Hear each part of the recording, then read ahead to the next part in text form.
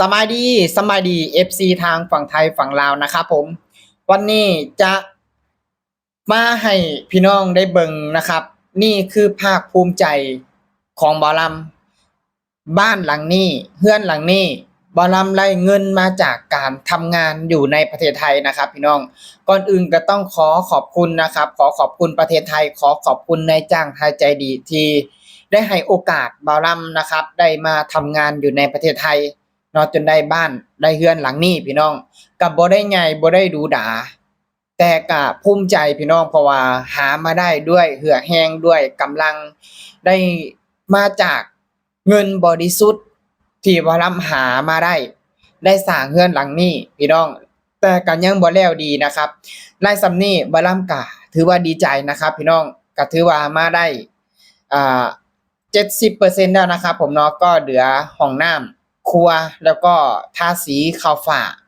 แค่นั้นเองนะครับพี่น้องเพราะว่าภายในก็ปูกระเบื้องเรียบร้อยนะครับพี่น้องนะครับกะเบิดไปหลายเติบพี่น้องค่อยเป็นค่อยไปเนาะกะในเรื่องของที่ว่า1มานะครับบ่ได้มีเงินหลายแล้วก็บ่ได้มีเงินก้อนคือคนอื่นคอยเฮ็ดคอยทำไปเรื่อยๆพี่น้องหาเงินไปเรื่อยๆเนาะอยู่ในประเทศไทยนี่แหละครับ เนาะเพราะนำก็ใช้เวลากว่าจะได้มาขนาดนี้ก็ใช้เวลานะครับพี่น้อง2-3ปีนะพี่น้องคอยเก็บคอยกำไปเรื่อยๆคอยเฮ็ดคอยทำไปเรื่อยๆนะก็ใน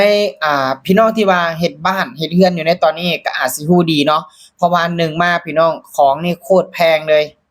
เพราะว่าของทุกอย่างก็นำเข้าจากประเทศไทยเนาะบ่ว่าจะเป็นปูนเป็นเหล็กเป็นเครื่องมุงนะครับอุปกรณ์แทบจะทุกอย่างนะมีแค่อิฐ ที่ผลิตในประเทศลาวเนาะนอกจากนั้นบ่ว่าจะเป็นเหล็กบ่ว่าจะเป็นอ่าปูนเครื่องมุงนะครับก็คือนำเข้าจากประเทศไทยก็คือถ้าสมมุตินะครับอันนี้สมมุติเนาะสมมุติว่าอยู่ประเทศไทย100บาทนะครับสมมุติว่าอยู่ประเทศไทย100บาทถ้าไปขายอยู่ในประเทศลาวนะครับก็จะตกอยู่ประมาณ200ถึง250บาทพี่น้อง นี่แหละครับผมก็คือของขึ้นหลายแฮงตอนนี้นะเพราะว่า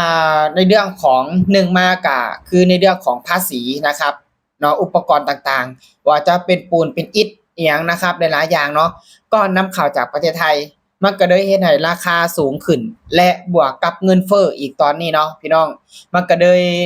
ช้าไปหน่อยหนึ่งเนาะคาดแบบก็คือคาดการณ์ผิดเนาะตอนแรกว่าตั้งเป้าว่าจะให้เสร็จภายใน3ปีแต่ที่จริงแล้วมันก็ผิดพลาดพี่น้องเพราะว่าในเรื่องของที่ว่า1มาเงินเฟ้อนะครับ2มาก็คือข้าวของแพงขึ้นค่าสร้างก็แพงขึ้นพี่น้องอุปกรณ์ทุกอย่างก็แพงขึ้นเบิดมันก็เลยคลาดเคลื่อนพี่น้องเนาะแต่ตอนนี้ก็ยังบ่ได้เทื่อส่ำนี้ก็ถือว่าดีใจนะพี่น้องเนาะเพราะว่าในเรื่องของที่ว่าเฮ็ดเรือนเนาะของมันก็แพง และสิ่งที่วลขาดบ่ได้เลยนะก็คือขอบคุณประเทศไทยนี่แหละพี่น้องขอบคุณจากใจนะครับขอบคุณจากใจขอบคุณงานที่ทำขอบคุณเงินนะครับขอบคุณเงินบาทเนาะขอบคุณพ่อแม่พี่น้องชาวไทยขอบคุณนะครับเจ้านายไทยใจดีเนาะที่ให้โอกาสบ่ลำได้เข้ามาเฮ็ดการเฮ็ดงานอยู่ในตอนนี้เนาะขอบคุณนะครับขอบคุณประเทศไทย ที่เฮ็ดให้บ่ลำได้มีบ้านนะครับถ้าบ่ลำเฮ็ดงานอยู่ในประเทศลาวบ่ลำก็บ่ฮู้ว่าสิหาเฮ็ดแบบใดบ่ลำก็บ่ฮู้ว่าสิเฮ็ดแบบใดจั่งสิได้เงินมาเฮ็ดเรือนได้ขนาดนี้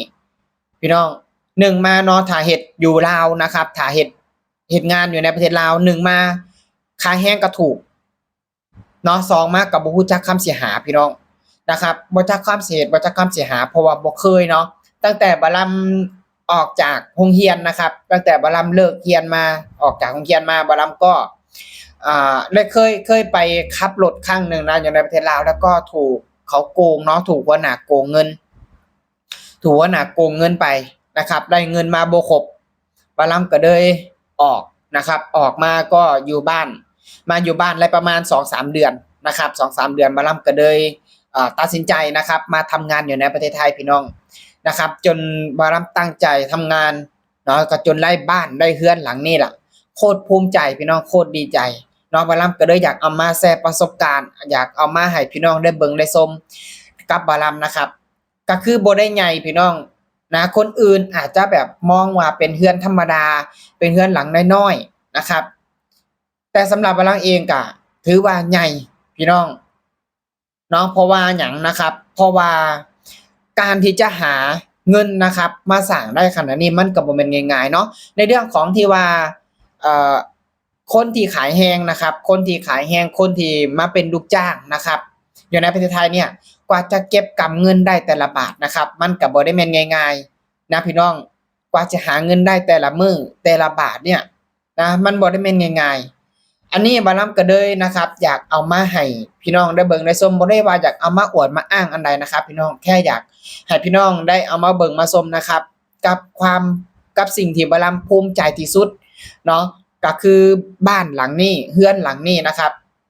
และบาลัมก็ตั้งใจว่าจะกลับบ้านอีกครั้งหนึ่งแล้วก็กลับลงมาอีกครั้ง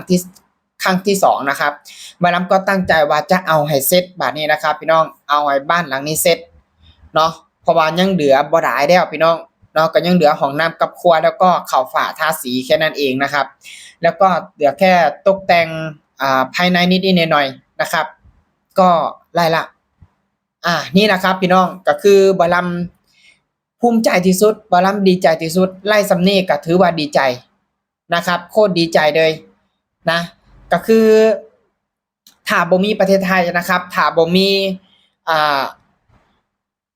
เจ้านายนะครับถ้าบ่มีเจ้านายใจดีถ้าบ่ได้เข้ามาเฮ็ดการเฮ็ดงานในประเทศไทยบาลัมก็บ่ฮู้ว่าบาลัมสิได้เรือนหลังนี้บ่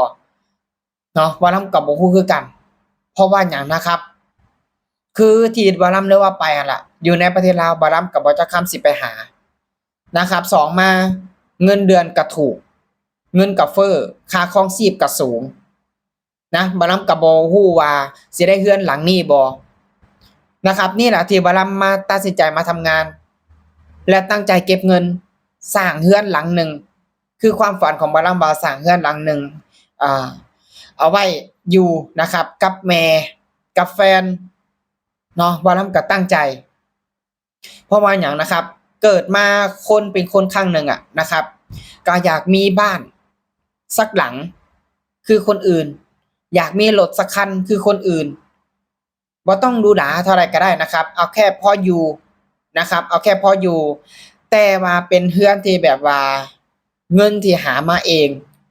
เงินที่หามาได้ด้วยความบริสุทธิ์ส่ำนี้บ่ลำก็ภูมิใจแล้วครับบ่ลำบ่ได้แบบว่าแบบหรูหรายิ่งใหญ่อลังการบ่ลำก็บ่ได้ตั้งใจขนาดนั้นพี่น้องนะครับก็คืออยากได้นะเอาแบบพออยู่นะครับเอาแบบพออยู่แล้วก็เป็นเงินที่แบบหามาได้ด้วยเหือแฮงเงินหามาได้ด้วยความบริสุทธิ์บ่ลำเชื่อว่าถ้าคนที่แบบหาเงินมาได้ด้วยความบริสุทธิ์สร้างเรือนได้หลังหนึ่งนะครับให้กับตัวเองเป็นของขวัญให้กับตัวเองมันจะโคตรภูมิใจเลยครับมันจะโคตรมีความสุขเลยต่อให้ในสายตาคนอื่นมองว่าเรือนนี่หลังบ่ได้งามเรือนหลังนี้บ่ได้ใหญ่ก็บ่เป็นหยังแต่ว่าในตัวของเฮาเองนะครับในตัวของบาลัมเองก็คือบาลัมดีใจบาลัมภูมิใจ